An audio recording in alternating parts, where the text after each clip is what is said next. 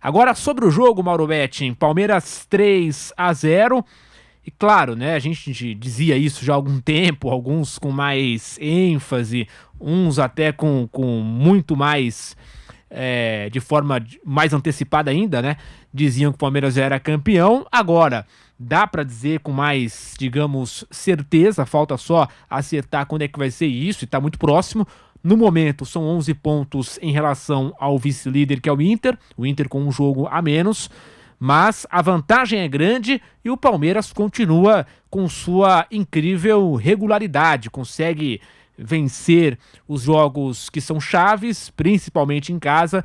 Então, assim, realmente não dá pra ver esse título em outras mãos, né, Mauro Betting? Difícil imaginar, Guilherme, não é só o desempenho em casa, mas sobretudo como visitante nessa campanha histórica que não perde jogo fora, né? E até por aquilo que a gente comentava na tabela aqui com o Zé Manuel, não pelos times, mas pelas circunstâncias, né? Por exemplo, o jogo sempre duro enfrentar o Atlético Paranaense, o próprio time que eliminou o Palmeiras na grande semifinal da Libertadores, mas exatamente por isso o Furacão joga terça-feira, joga o time Z, porque sábado tem simplesmente a final da Libertadores em Guayaquil, que não é a viagem fácil, contra o Flamengo. Né? Então tem tudo esse detalhe, né? E o Palmeiras entra babando para, como destacou o Zé, tentar definir o título, mas num jogo complicado, que é contra o Fortaleza, né? Que é a grande campanha do retorno, como o próprio Palmeiras. Mas se isso vier a acontecer, é até interessante, porque pode ser um fechamento não de um ciclo, né? Mas uma coincidência histórica muito interessante, né? Porque a primeira dessas 10 conquistas já sacramentadas do Palmeiras, a Taça Brasil de 1960, foi a final justamente contra o Fortaleza, que foi campeão da região Norte e Nordeste, Palmeiras campeão da região Sudeste, Palmeiras então campeão paulista, o Fortaleza então campeão do Nordeste, Fortaleza que fazia quase 4 anos que não perdia jogos, mas perdeu primeiro no Ceará por 3-1 no PV, e na volta foi até hoje a maior goleada da história de qualquer competição nacional. Taça Brasil, Robertão, Brasileirão, Copa do Brasil, nenhuma final teve a goleada que a gente viu aqui no Pacaembu. O time do Oswaldo Brandão venceu o Fortaleza por 8-2 e foi campeão nacional pela primeira vez o Palmeiras na Taça Brasil de 60. Desde 2010 isso é unificado, né? O Palmeiras ganhou com as duas Taças Brasil de 60 e 67 e os dois torneios Roberto Gomes Pedrosa, o Robertão de 67 também e o de 69. O Palmeiras ganhou 4 títulos a mais, que somaram aos agora 6 e que pode ser 11, pode ser endeca campeão, se isso vier a acontecer, se houver essa coincidência histórica, justamente contra o Fortaleza, adversário das finais da Taça Brasil de 60. E aí, José Manuel de Barros, contagem regressiva para esse Palmeiras ser campeão. E falávamos aqui das possibilidades, né? Em que rodada isso poderia acontecer. O torcedor, e até pelo espetáculo, aquela coisa toda, né? Pra foto, pros vídeos, sempre fica melhor quando o time é campeão em casa, né? Então, claro, né? Ser campeão em qualquer lugar é bom, fora, né? Em campo neutro, em casa, mas assim, nessas circunstâncias, né? Já sabendo que a chance é muito grande, se pudesse ser em casa no Allianz Parque, seria melhor, né, Zé? Sem dúvida. O Palmeiras está agora com 11 pontos de vantagem. Aí amanhã o Inter visita o Coritiba. Se ganhar, a diferença volta para 8 pontos. Aí quando o Palmeiras visitar o Atlético Paranaense, o Inter vai receber o Ceará. Se os dois vencerem, segue com 8 pontos. Na sequência, o Palmeiras recebe o Fortaleza, o Inter visita o América. Os dois vencendo, seguem 8 pontos e o campeonato não termina aí. Aí vamos para a rodada seguinte, aí o Palmeiras ganhando do Cuiabá, não interessa o que o Inter vai fazer. O Inter vai ter o Atlético Paranaense em casa. Depois São Paulo e Palmeiras, o Palmeiras depois do Cuiabá, tem América Mineiro em casa e Inter fora. Um confronto direto na última rodada. Ou seja, até o jogo do Cuiabá, o Palmeiras depende do que o Inter vai fazer. Se os dois ganharem tudo até essa rodada, aí fica para o jogo contra o Cuiabá no dia 6 de novembro, lá na Arena Pantanal. Mas se o Inter tropeçar em um desses jogos aqui, o Palmeiras vai ser campeão brasileiro exatamente contra o Fortaleza. É o que a gente imaginava antes desses dois empates seguidos do Palmeiras, contra o Atlético Goianiense e também no Clássico, né? Mas é questão de rodada, né? Vai ser contra o Fortaleza, vai ser contra o Cuiabá, né? Ou o Inter vai facilitar e de repente antecipar eu acho um pouco difícil, eu acho complicado, né? Mas pode acontecer também. Mas eu continuo.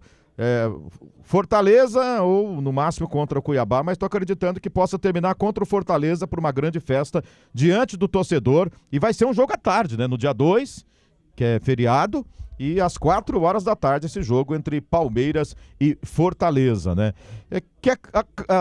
A gente, né? Acho que o torcedor já pode, nós já podemos também, né? Eu vi até um post hoje falando de Copa do Brasil, colocando ali já o Palmeiras, né, como campeão brasileiro classificado, né, para fase de grupos, etc e tal, né? Mas não tem jeito, né? Não tem como perder o título, né? É isso mesmo que você falou, é saber em que rodada o Palmeiras vai soltar o grito de é campeão brasileiro, Guilherme. É uma contagem regressiva e aí ficamos nessa expectativa. Eu também. E com muito merecimento, viu? Sim. Uma campanha. Duas derrotas, né, Mauro? Foram 2 derrotas do Palmeiras nesse Campeonato Brasileiro. Você sabe o que é isso, rapaz? Que campanha espetacular, né?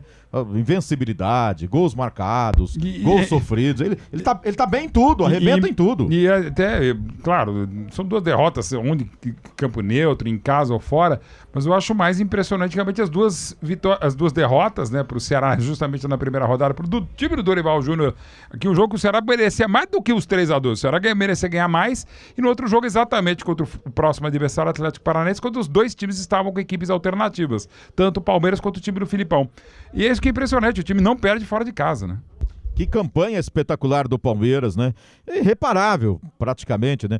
Torcedor pode ser meio guloso e falar, podia não perder nenhuma, né? Mas aí querer demais também, né, Guilherme? Que não, isso, já tá fazendo uma campanha histórica, né? Eu não sei se o Palmeiras tem uma campanha dessa aí. Eu vi outro dia ali, eu li alguma coisa sobre na década de 70, né?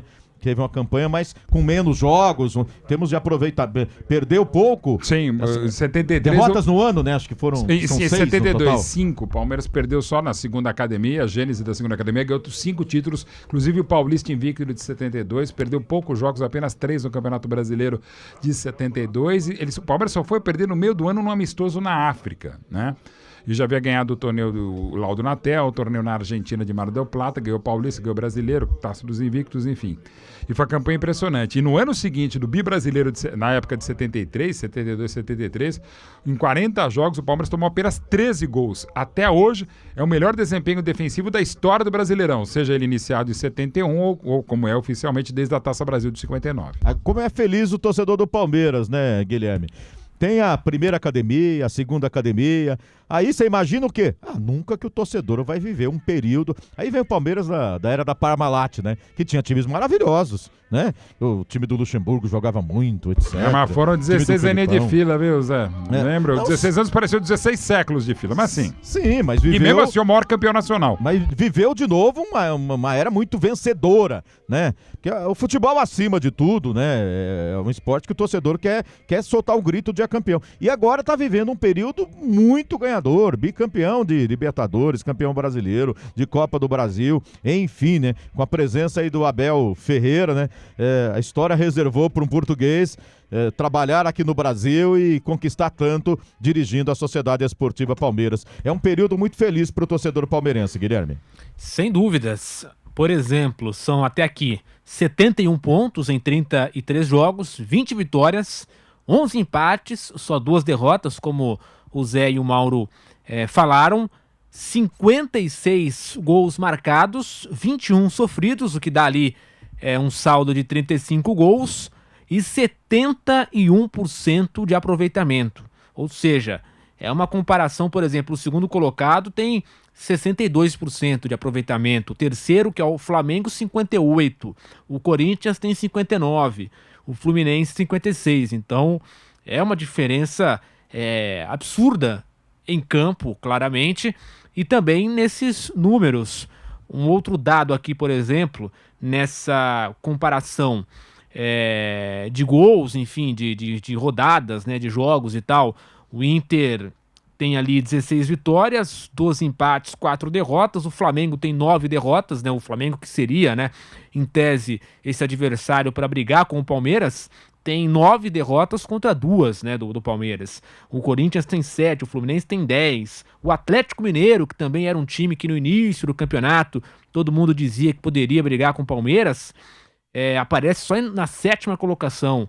Então, quer dizer, desbancou os principais adversários e com muita folga, né? Com muita vantagem de verdade. Pedro Marques está na zona... Impressionante a diferença para o Flamengo, né? 13 pontos. Sim, é muito. Sim. E pro Galo, então? Exato. Eu ia citar isso, o Atlético Mineiro, né? O Atlético Mineiro, o Flamengo. Atlético Mineiro é a maior decepção do campeonato brasileiro. De diferença pro Galo? Nossa senhora. Sim. Diga, Márcio. O Atlético Mineiro é a maior decepção do ano, né? O Atlético Mineiro é um time que foi campeão ano passado. Campeão brasileiro, campeão da Copa do Brasil. Manteve o seu elenco, não perdeu peças tão importantes assim. Conseguiu trazer o Cuca de volta. E ainda assim vai para Libertadores. Deve ir para pré-Libertadores.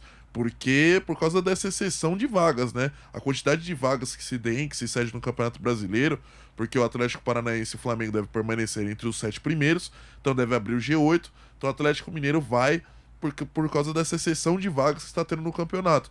Mas hoje, se fosse G6, ele não estaria fora.